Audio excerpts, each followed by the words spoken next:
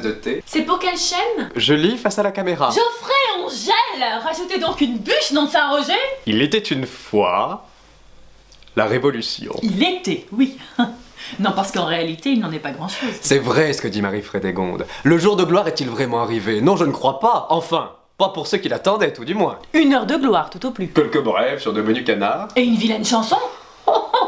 Mais cela suffit-il à faire d'un rêve une réalité? Je vous resserre? Car enfin, pardonnez-nous, mais la tyrannie, celle contre laquelle l'étendard sanglant est levé, ne fait-elle pas rage aujourd'hui encore plus que jamais? On s'est moqué à plusieurs reprises de mon aïeul qui ne comprenait pas la colère du peuple quand celui-ci criait qu'il avait faim. Mais si, vous savez cette fameuse phrase. Qu'on leur donne de la brioche. Geoffrey! Car que voulait le peuple en réalité? Non pas tant être libre et jouir d'une égalité de fait, mais bien plutôt bénéficier des privilèges dont jouissaient nos aïeux depuis des siècles. Par une loi du sang qui, je vous l'accorde, est des plus arbitraires. Et j'irai plus loin que Louis Clovis encore.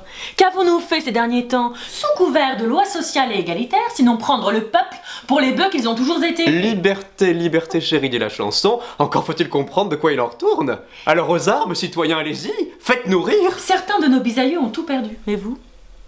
Qu'avez-vous gagné? Peuple français connaît ta gloire, couronné par l'égalité. Quel triomphe et quelle victoire d'avoir conquis la liberté. C'est bon, vous aviez ce que vous vouliez? Écoutez, c'était très amusant. Vous reprendrez bien une petite brioche.